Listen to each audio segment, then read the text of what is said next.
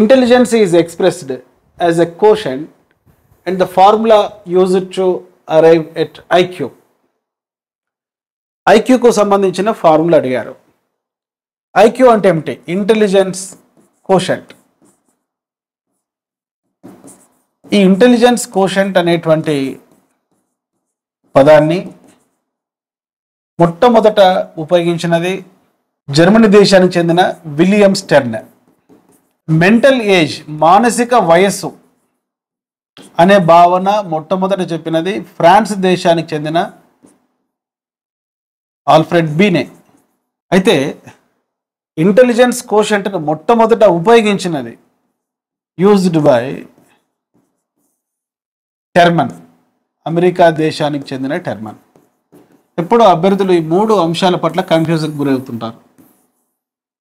చూడండి, ఇక్కడ intelligence quotient అంటే ఏం లేదు, మానసిక వయసును శారీరక వయసుతో భాగించి ఆ వచ్చిన దత్తాంశాలను 100 చేత మరి హెచ్చిస్తే వచ్చే లబ్ధినే ప్రజ్ఞాలబ్ధి అంటారు. Simple. Mental age should be divided by chronological age and the data should be multiplied with 100. You will get the quotient. The quotient is intelligence quotient.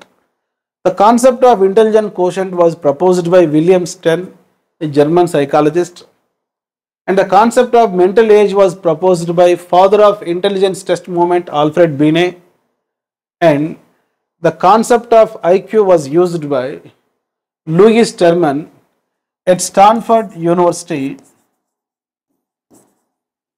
by using Stanford Binet intelligence test. ఇక్కడ 4 bits మీకు చెప్పాను. ప్రజ్ఞాలబ్ధి సూత్రం answer B, MA/CA × 100. మిగతా 3 correct కాదు. ఈ ప్రజ్ఞాలబ్ధిని మొట్టమొదట ప్రతిపాదించినది ఎవరు? William Stern. ప్రజ్ఞాలబ్ధిని మొట్టమొదట ఉపయోగించినది ఎవరు? టెర్మన్. సార్, ప్రతిపాదించడానికి ఉపయోగించడానికి తేడా ఉంది.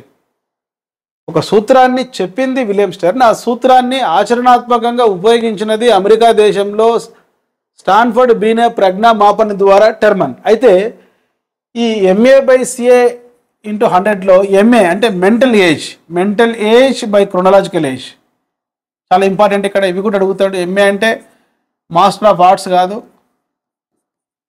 Mental age. CA అంటే చార్టర్డ్ అకౌంటెన్సీ కాదు, క్రోనలాజికల్ ఏజ్.